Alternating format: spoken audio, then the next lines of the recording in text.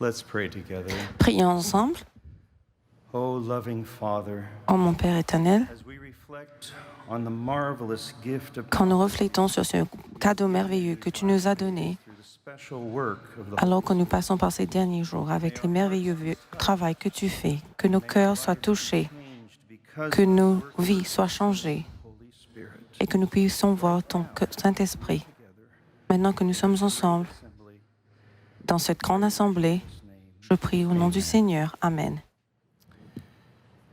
God said through Jeremiah, I have loved you with an everlasting. Dieu m'a dit au Jérémie que je t'ai aimé d'un amour éternel. This Wesleyan hymn, Jesus, Lover of My Soul, which we've just sung, was Ellen White's favorite song. She used it and other Christ-centered songs in connection with her sermons and talks. The song is very tender and personal. Ellen White's way of expressing her own faith was also tender, personal, even intimate. In 2022, at the last General Conference session, on Sabbath morning, we prayed together one of Ellen White's prayers. Maybe some of you here will remember. Peut-être que certains d'entre nous ont se souvenu. And her way of Et praying, sa façon de prier, même en public, ce mot, c'est toujours personnel. like, oh, my Des mots comme Father, « Oh, my mon Père céleste, Father, oh, mon Père, mon First, Sauveur ». on one occasion during the 1888 General Conference session, she would exclaim, Dans une spéciale occasion, I love him. oh, je l'aimais, parce qu'il est mon amour. Charms, and oh, how I want that we shall enter Oh, j'ai trouvé into the city. G.B. un amour si éternel. Ellen White's Quand Elmshaven funeral remarked this. in Excusez-nous, recollection. il y a un problème technique ici dans le booth de traduction. On va revenir dans un instant. Heard any other person speak of love for Jesus, personal love, as I have heard her speak. Many times. Je crois que je n'ai jamais entendu personne parler d'un amour pour Jésus, un amour personnel, comme je l'ai entendu de sa bouche bien de fois devant des grandes assemblées. Je l'ai entendu, Jésus, je t'aime, je t'aime, je t'aime. Certains ici le savent. And it has thrilled. Ils l'ont entendu et cela a profondément touché l'auditoire. Nous avons ressenti l'influence de cet amour pour Jésus. She often saw the Dans love. ses visions, elle voyait souvent le tendre Jésus, les impressions de son visage, le ton de sa voix. In 1850, she En described 1850, elle décrivit « Je contemplais alors la beauté et la douceur de Jésus. his robe. Son vêtement était plus blanc que le blanc, le plus éclatant. Glory and exalted love. Aucun langage ne peut décrire sa gloire et sa bonté sublime. When the redeemed entered the New Jerusalem, Il a été, the coming of Jesus, the pearly gates euh, are thrown open. et le portail était ouvert. Glittering hinges, and the glad and joyful Et- voice of the love Et la voix avec than any music tant d'excitement. Et ever fell on mortal ears, bidding us enter. Oh, I'm looking forward to being there. Aren't you? oh, j'ai hâte d'être là. N'êtes pas? When redeemed On lui a montré le futur quand elle est after the second rachetée entre le portail du ciel. what a precious view. Quel moment, quelle vue elle a eue. Magnum opus of 3,760 pages is 3500. Le volume God's close involvement in the history 3760 dès la of the creation of de Lucifer. to the new heavens and the new earth when evil and sin is wiped away. The first book begins with the Le word premier livre God, qui est de la lettre composé de, John 4:16. comme Jean 4,16, His law is love. sa nature, sa loi est amour. Ça a jamais été, and you go through all the pages of those books, you come to ça a déjà été, ce serait jamais normal. words are one pulse of harmony and gladness beats through the vast creation, from the minutest atom to the Venant de Adam jusqu'au plus grand monde de toutes choses animées et inanimées, joy declare dans la beauté non comparable, que Dieu est amour. though she did not originate any Il n'a pas été originaire des church, that was a doctrines de l'Église adventiste, c'est de la Bible. and our orientation Elle enrichit notre concentration compelling word. et c'est elle qui a donné ces mots convaincants. Christ, C'est his Christ et son caractère et son œuvre. circumference of all Et c'est Christ qui est le centre de tout et notre vérité. Elle est la chaîne sur laquelle nos doctrines sont liées complete et ceci est le système complet de la vérité. would point to the Bible as the basis of all. Ellen White a dit que la Bible, c'est à la base de notre foi. Published in 1851, Sa publication en 1851 a mis accent sur to you, dear reader, the Word of God, je recommande of your faith and practice. et que dans la parole de Dieu soit la base de nos pratiques God has in et that sur laquelle nous devons être jugés. day, not as a new rule of faith, Et ces écritures, ce n'est pas du tout la nouvelle règle de foi, mais c'est truth. qui nous Her last amène vers la vérité de la Bible. 1909 Et son dernière œuvre, and say, ce qu'il a dit, sisters, I commend you. frères et sœurs, je vous recommande ce We livre. have here on the platform Nous avons ici sur scène Bible that many have seen in the la White Bible originale qui vient de cette famille 45. Ellen en 1845. Ellen White Ellen Harmon, Parlor Bible up on il a tenu ce vision for about 30 grande Bible pendant sa vision. Dwayne, I don't want to Pendant sa vision, Pasteur Dwayne she held it. est en train de tenir la Bible comme elle l'a fait pendant sa vision. The one causing it to happen, God Ce n'était pas elle qui a fait ça elle-même, c'est Dieu qui a causé. I want you to see the picture. Je veux que vous voyez cette image. Dwayne, il tient la Bible en haut pendant une vision. Trying to say to us C'est Dieu qui voudrait nous dire is to take que son œuvre, c'est de nous amener vers ce livre. Alors, s'il vous plaît, Diane, merci. Ouf, Thank you, Pastor. c'est très lourd. Merci, pasteur. Dwayne is the strongest Dwayne, c'est le plus fort physiquement dans le White Estate, dans l'équipe de White Estate. one day I held it. Un jour, j'ai essayé de tenir pour un moment, mais lui, il a pu faire plus longtemps.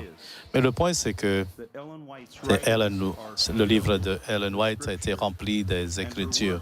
Et ces œuvres nous amènent aux Écritures. is saturated with Le livre vers Jésus est saturé des versets bibliques. À une occasion, elle a is my work. écrit « Tel est mon travail pour ouvrir les Écritures comme Dieu lui-même a ouvert pour moi. » Même ces témoignages aux individus chèrement à l'Église sont basés sur la Bible. It is my Elle a dit, c'est mon premier devoir de présenter la Bible, le principe de la Bible. conscientious reform made S'il y a des réformes à faire, to me, I must c'est dans l'affaire et c'est dans le, Ellen que White ce soit présenté personnellement ou pour le groupe. with her writings or her life ministry. Some are Il y a, unacquainted il y a des gens qui and they are very n'étaient pas au courant ou familiers avec mes œuvres, dit Ellen White. C'est naturel. We overcome only, and here's the key word, Et voici by experience. le mot-clé, c'est par l'expérience. Experience La façon de revoir des expériences, c'est de lire et découvrir nous-mêmes la vie et le ministère d'Ellen White. Son histoire de conversion, c'est profondément pertinente pour nous. On va voir ensemble après un chant. C'est un processus des enfants en tant qu'adolescents qui a confronté des difficultés pour la préparer à servir le Seigneur tout au long de sa vie. Elle voulait parler de Jésus qui est devenu son meilleur ami. Allons chanter ensemble.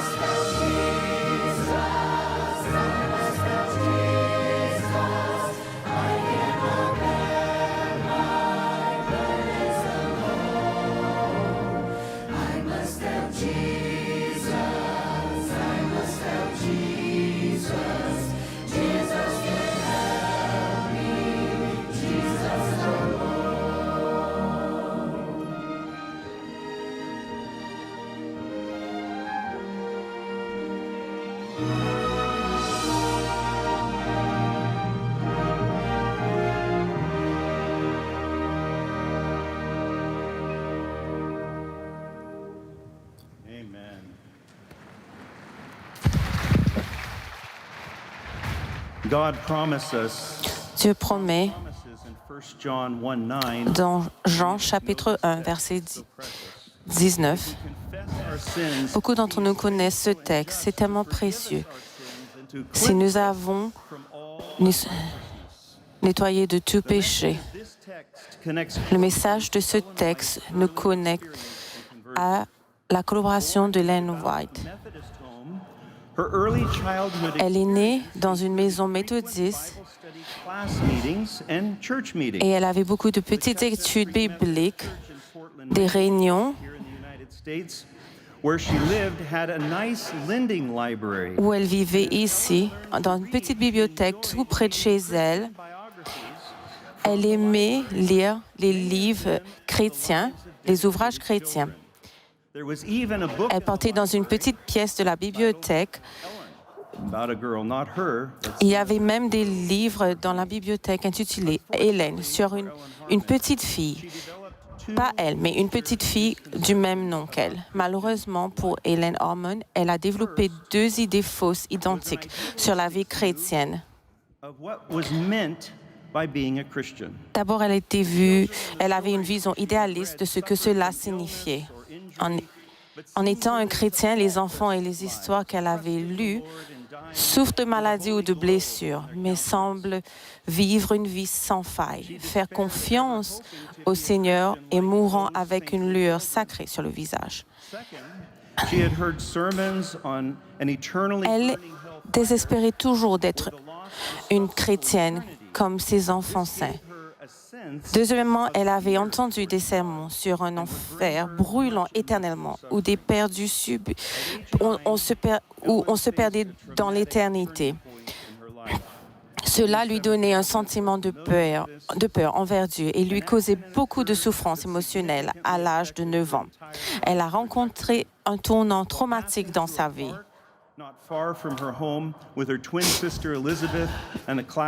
Un accident s'est produit avec sa sœur jumelle Elisabeth. Ellen vividly recounted this moment. I was stunned by the blow and fell senseless. Hélène a raconté ce moment avec vivacité. The severity of the injury was profound. J'ai été assommée par le coup. Je suis tombée. La gravité de la blessure était profonde. Elle était... Les médecins ont considéré quelques semaines.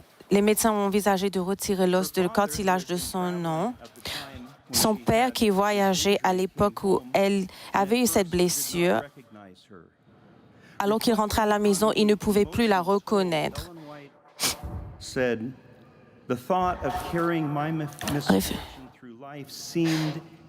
La pensée de porter mon malheur à travers la vie me semblait insupportable. Une des premières choses qu'elle se souvenait, comme elle a pris conscience des conditions qui se passaient autour d'elle, c'était ses parents qui parlaient à leurs voisins.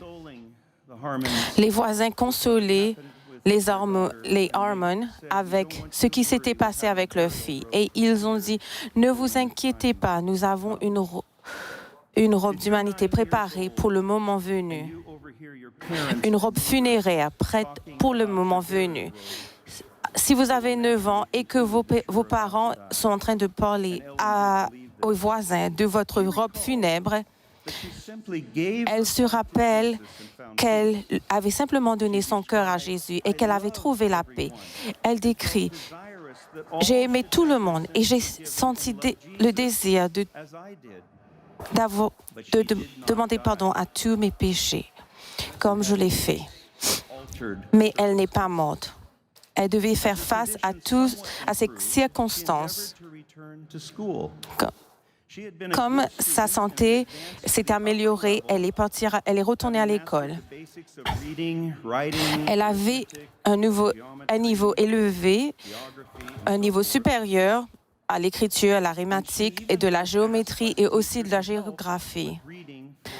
Elle a même invité son enseignant à l'aider Elle a été invitée par son enseignant pour l'aider à enseigner aux jeunes étudiants de lire, à lire.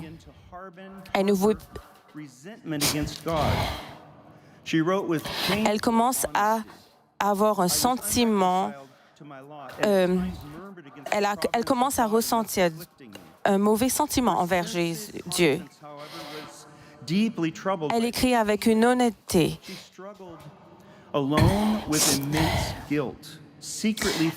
Elle a lutté seule avec la culpabilité, craignant que Dieu, elle ira en enfer. Personne converse avec moi sur le sujet du salut de mon âme. Alors j'ai enfermé mon agonie secrète dans mon cœur. En mars 1840, William Miller est venu à Portland et a prêché sur Jésus, aussi de l'Apocalypse et d'autres parties de la Bible.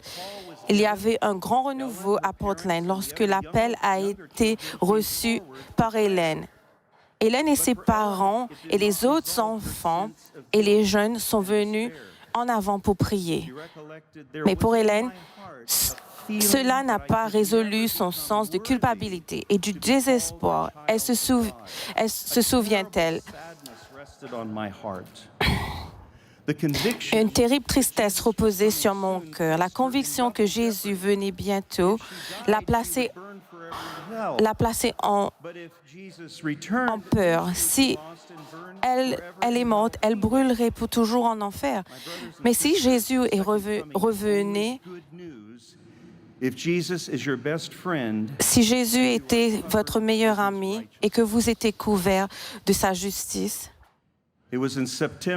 c'était en septembre 1841 à un camp de méthodistes qu'Hélène, à 13 ans, a enfin trouvé la paix qu'elle retrouvait. Minister spoke on the subject of righteousness À by un faith des and used the story of Esther and the king. Et il utilisa You must go l'histoire de Esther et le roi. Esther et le roi. Si vous n'allez pas, vous mourrez sûrement. Mais si vous allez à lui, vous trouvez le pardon. nothing to lose. Elle réalisa qu'elle est allée à l'autel. Her prayer there at the altar was help. Elle se souvient et décrit la prière à l'autel, aidant Jésus, sauve-moi, ou sinon je vais périr. And I'll quote her now. I felt my needy, helpless condition as never before, but J'ai senti prayed, la nécessité. my heart was light. I can never forget Je ne peux jamais oublier cette précieuse assurance de la sensibilité, la pitié de Jésus. I said to myself, Encore et encore, j'ai dit à mon âme, est-ce que ça peut être une religion? Est-ce que je me suis trompée? pardoned my sins. You know, that's an amen moment, isn't it? C'est un moment pour dire Amen. My sins. This experience was Pardonne mes péchés. Cette expérience a été transformée. Sa vie entière semblait. Il avait un sauveur, comme dit le premier Jean 19. from all unrighteousness. Soon after this, she was taken into the Peu Methodist de temps après ça, elle a été emmenée dans l'église méthodiste sur 6 mois de probation. Selon leur pratique, elle a été baptisée dans la baie de Casco, près de chez elle, le 24 juin 1842. Elle se souvient de la vague de la rivière et se précipita sur le rivage. Mais comme je suis pris de cette forte croix, ma paix ressemblait à une rivière. Je sentais désormais que je n'étais plus de ce monde, mais que j'étais ressuscitée, gravée dans la nouveauté de la vie. Together to surrender ourselves. You know this song. If you know in English, sing in English. If you know in your language, sing in your language. All to Jesus I surrender. All to Him I freely give. I will ever love and trust Him. In His presence daily live. I surrender all. I surrender all to Thee, my blessed Savior. I surrender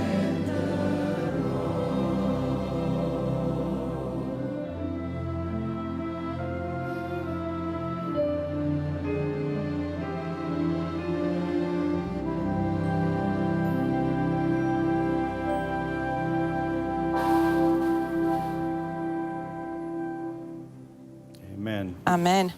Vous pouvez vous asseoir.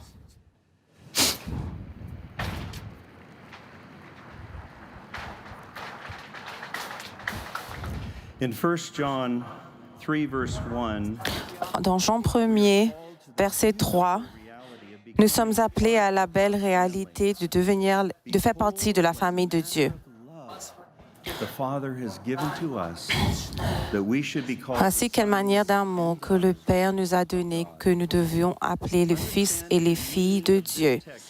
Comprendre la signification de ce texte nous dirige vers Hélène Harmon, une toute nouvelle exemple. She believed Jesus had forgiven Elle her. était vraiment contente après son baptême. But these two misconceptions remained. Mais ces deux idées fausses restent. Justification and sanctification.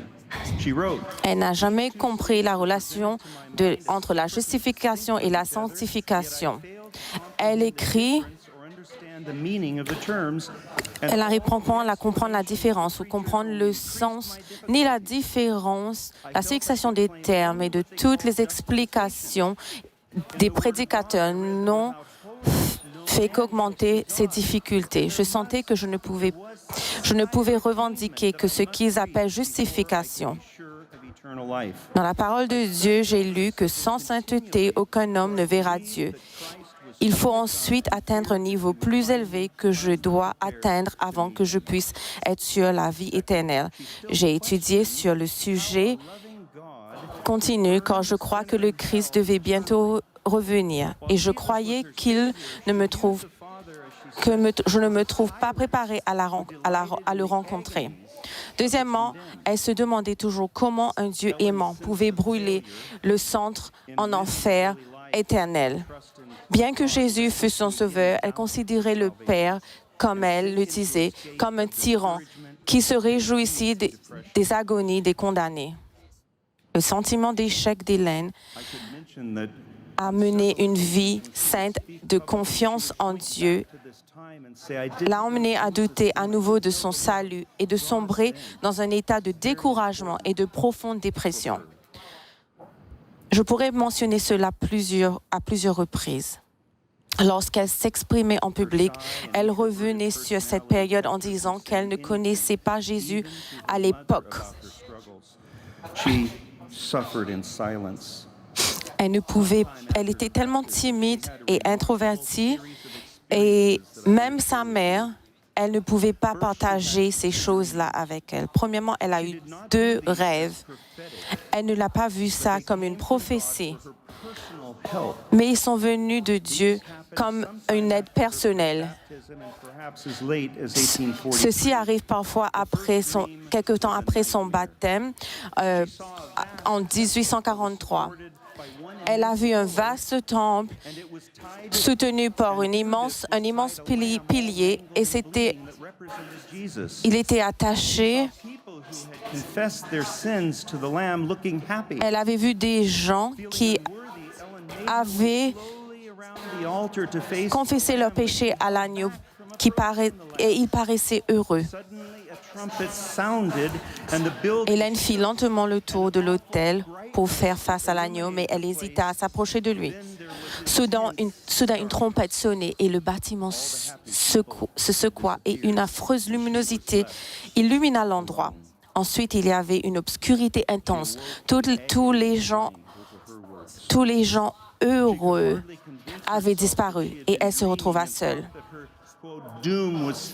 Elle se réveilla dans l'agonie. Ce sont ses mots. Elle pouvait à peine se convaincre qu'elle rêvait. De penser que son destin était scellé et que l'Esprit du Seigneur était parti et ne revenait jamais. Dieu ne nous laisse pas seuls, ni quiconque cherchons sincèrement le salut dans cette condition. C'est seulement lorsque nous n'avons pas de ressources propres. Ce n'est pas la quantité de notre foi qui compte, c'est la qualité de notre foi. La foi ne peut se produire que lorsque nous réalisons que nous n'avons aucune aide. Mais Dieu, quand Pierre a coulé dans l'eau et la peur, il a pleuré. Seigneur, sauve-moi. La foi est une dépendance désespérée qu'on a vers Jésus. Rien dans ma main, j'apporte simplement à ta croix. Bientôt, cependant, Hélène avait un deuxième rêve.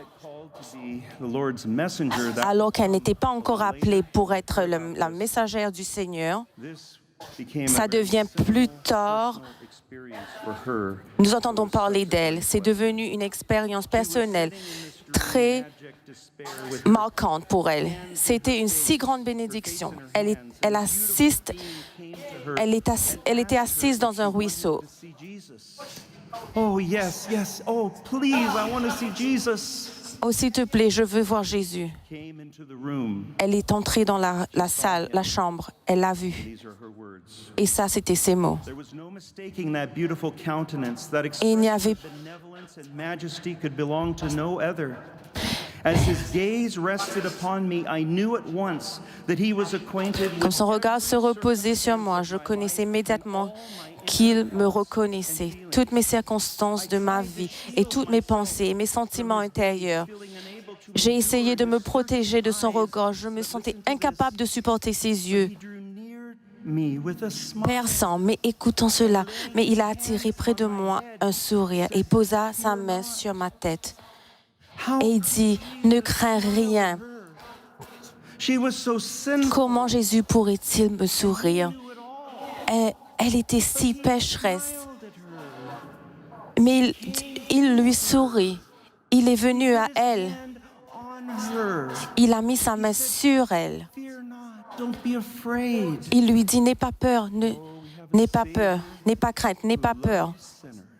Nous avons un Sauveur qui aime les pécheurs. Who died for our sins. Nous avons un Sauveur qui est mort pour nous, pour nos péchés. Sweet voice thrilled his heart with happiness. Elle dit que le son de sa voix si douce a ravi son cœur avec un grand bonheur. Prostrate at his feet. As she finally left the room, she remembered Comme elle a finalement quitté la pièce, elle se souvient de ces mots. of Jesus was still upon Les yeux aimants de Jésus étaient toujours sur moi. Et son sourire remplit mon âme avec la joie. Sa présence m'a réveillé une sainte révérence et un amour inexprimable. gave young Ellen Cette merveilleuse expérience a donné à la jeune Hélène du courage et à sa mère Sa mère s'est arrangée pour qu'elle puisse parler au ministère de l'Advent. before the 1844 expectation. Il mourra du tuberculose avant l'attente de 1844, la venue de Jésus de 1900. Enfin, elle était avec quelqu'un qui pouvait l'aider. As she poured out her story, her sorrows, Quand elle raconta son histoire, ses chagrins, avec des larmes, finally looked up at this man of God. finalement, elle regarda cet homme de Dieu et elle vit qu'il avait aussi des larmes aux yeux. Ellen, you are only a Et il dit, Hélène, tu es seulement une enfant. experience for one of your C'est une expérience la plus singulière pour l'un de vos tendres enfants. Jésus a quelque chose, un travail préparé pour toi, quelque chose de spécial. Pensez-y, tout ce temps, jusqu'à cette heure-ci, elle avait que 15 ans. good man told me of the love of God. For his Elle a raconté que cet homme bien, il m'avait parlé de l'amour de Dieu. Parce que pour ses enfants, the love of God. ne manquez pas ce point. C'est parce que fondamental que Ellen White a l'amour de Dieu pour ses... Faith and trust. He then said to her, "Go free, Ellen, Il lui dit ensuite, trusting in Jesus." sois libre, Hélène, retourne chez toi et fais confiance à Dieu, car il ne retirera pas son amour tout cher de toi. A profound, well, just a moment. Un instant, juste un moment. Shortly after this, she would have a profound experience of God's love while participating in a prayer service. Peu de temps après cela, elle aura une profonde expérience de l'amour de Dieu tout en participant au service de prière. That the soul was not naturally Sa mère parlait à un ami d'un sermon qu'elle avait entendu. Ellen was disturbed. Hélène, She asked her ça l'a dérangée. people, Elle a demandé à sa mère si ces gens mother, voudraient être convertis very wise, et si c'était vrai. Sa mère lui dit, ce sont de très sages paroles. not drive him to repentance. The love of Jesus attracts L'amour de Dieu attire the hardest heart. et il Converging influences, together with the working of the Holy Spirit, forever transformed Ellen pour God. transformer la voix. Elle écrit, Carefully, this is a very important statement she makes about her experience, and I hope it can resonate in your heart and in mine. My views of the Father were changed. ma conception du Père changea. Je le vis désormais comme un Père bienveillant et tendre, plutôt que comme un tyran sévère, exigeant une obéissance aveugle. Mon cœur se tourna vers lui avec un amour profond et fervent. L'obéissance à sa volonté me semblait désormais une joie. C'était un bonheur de le servir. Tout au long de sa vie, Ellen White allait écrire sur les charmes incomparables de Jésus et sur l'amour de notre Père céleste.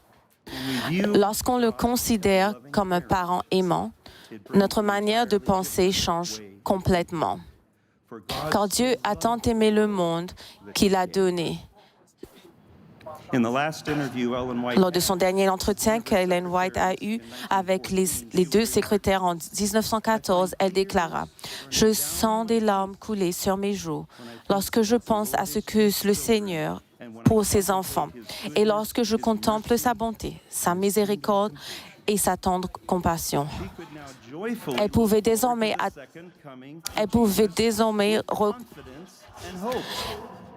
atteindre joyeusement impatience la venue de Jésus.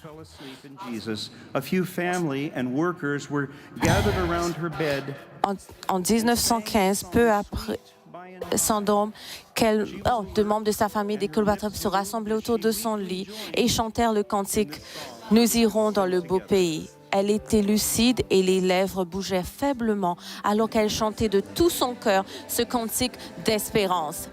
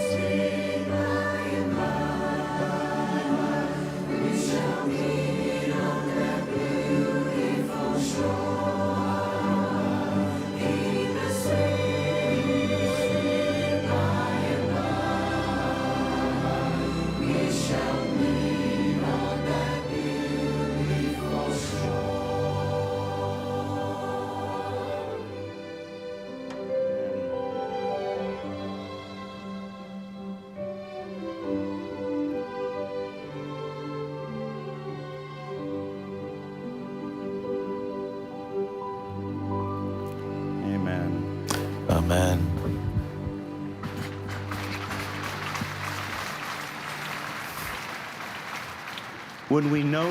Lorsque nous connaissons l'amour de notre Père céleste, que nous faisons l'expérience de la justice par la foi au moyen du sang de Jésus et que nous sommes assurés d'être enfants de Dieu, cela nous mobilise pour passer à l'action. Notre thème « Jésus revient, j'irai », c'est devenu le thème de cette session. C'était aussi en réalité la vie d'Ellen White.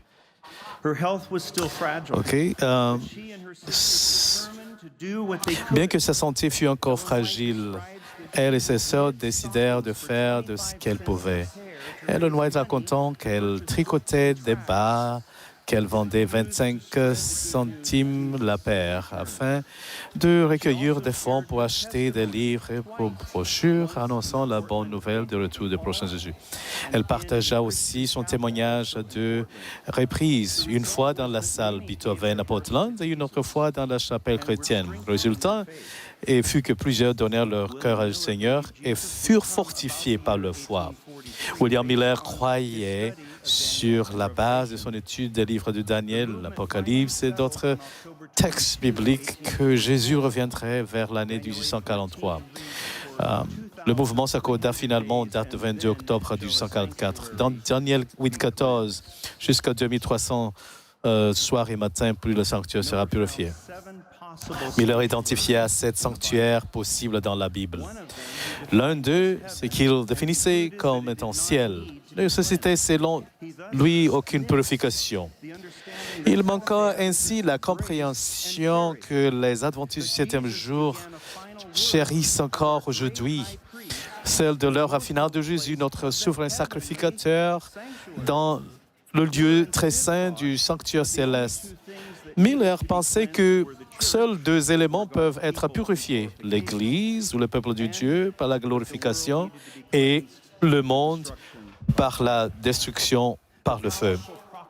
L'annonce puissante du retour imminent de Jésus. Dans le mois précédent, octobre 1844, appelé « Cri de minuit », d'après la parabole de Jésus dans Matthieu 25, mais nous savons Jésus ne vient pas comme ils s'y attendaient, ils furent profondément déçus. La jeune Ellen White fut appelée aussi Ellen White, était déçue. Mais en décembre 1844, alors qu'il priait tranquillement avec 4 autres femmes dans le domicile d'Elizabeth Henn à Portland, elle reçut la première d'une longue série de visions prophétiques qui s'étendrait sur 70 ans. Elle raconta, « Tandis que je priais à l'hôtel familial, le Saint-Esprit descendit sur moi et je me sentis m'élever toujours plus haut, loin au-dessus de mon ténébreux. Je me retournais pour chercher le peuple de l'avant sur la terre, mais je ne pus trouver.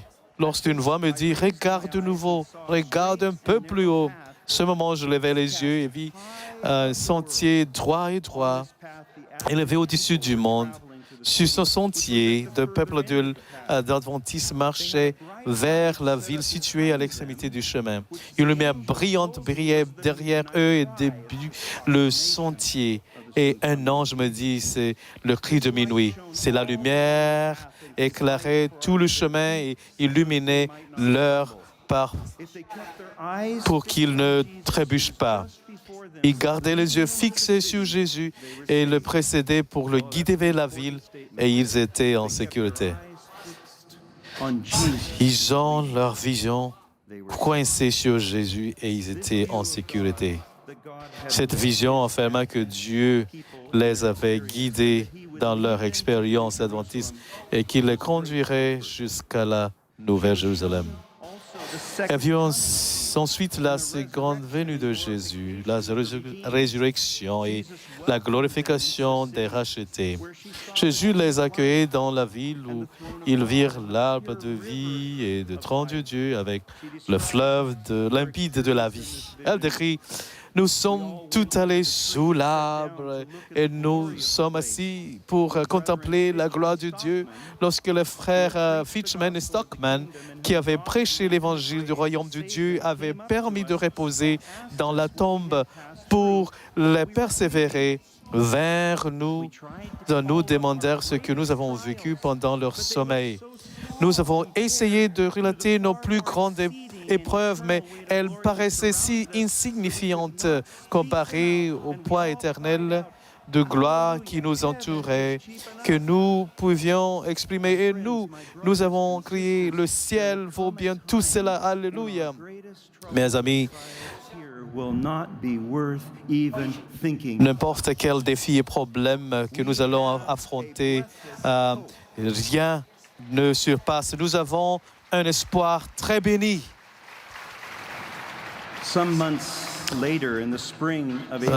Quelques mois plus tard, au printemps 1845, Ellen White a eu une deuxième vision prophétique, cette fois sur la Nouvelle Terre. À cette époque, il y a certains adventistes ne croyaient pas au retour littéral de Jésus, ni un ciel ou une terre nouvelle littérale. Ils pensaient qu'il s'agissait seulement des réalités spirituelles. Cette vision à les éclairer, à nous instruire et à nous aussi. Elle combina sa première vision et celle de la Nouvelle Terre dans son tout premiers écrits. Dans cette vision de la Nouvelle Terre, c'est Jésus lui-même qui lui a montré c'est Jésus lui-même. Il a montré la demeure éternelle des fleurs qui ne se fanent jamais, une herbe verdoyante, vivante, des forêts non sombres, jamais lumineuses et lumineuses. Et finalement, à la Nouvelle Jérusalem, elle a dit: je vis une table d'argent pur Elle avait plusieurs kilomètres de long et pourtant nos yeux pouvaient un peu se voir toute l'étendue. Je vis le fruit de l'arbre de vie, de la main, des amandes, figues, des grenades, des raisins, bien d'autres fruits. Je demandais à Jésus de permettre de manger. Il répondit, non, non, pas maintenant, pas maintenant. Ceux qui mangent le fruit de ce pays ne retournent plus sur la terre. Mais dans peu de temps, si tu es fidèle, tu mangeras du fruit de l'arbre de vie et tu boiras de l'eau de la source. Et il ajouta, tu dois retourner sur la terre et rapporter aux autres ce que je t'ai révélé.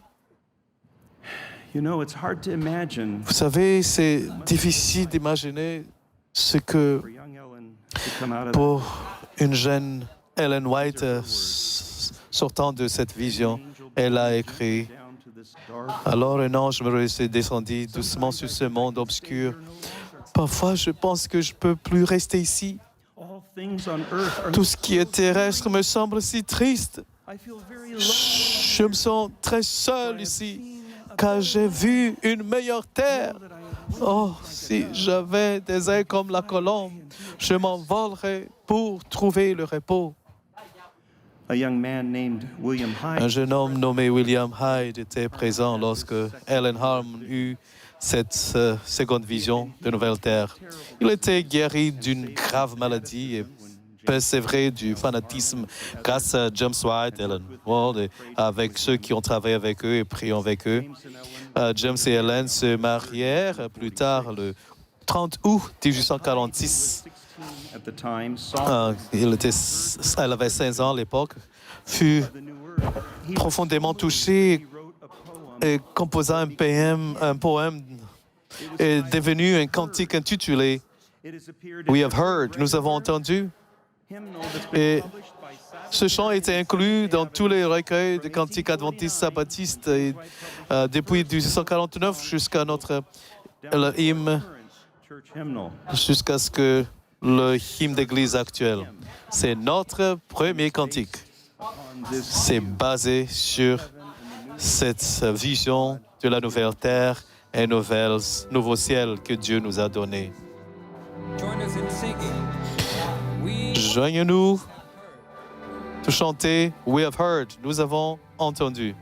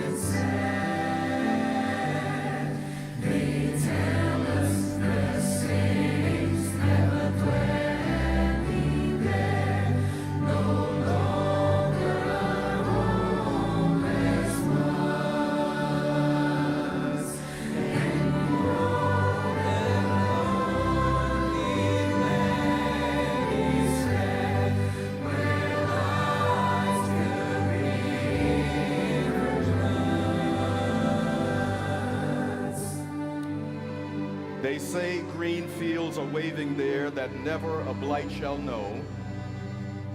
And the deserts wild are blooming fair, and the roses of Sharon. En ce moment, nous voyons sur l'écran le texte de ce chant qui dit que nous voyons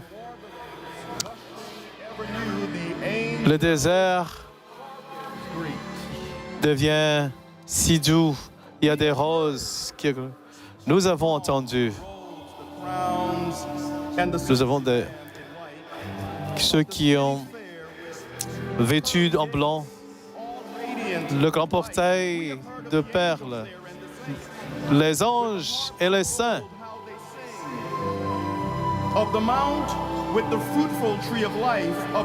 Avec le fruit, il y a aussi le roi de ce pays. Le roi de ce pays. Il est si doux.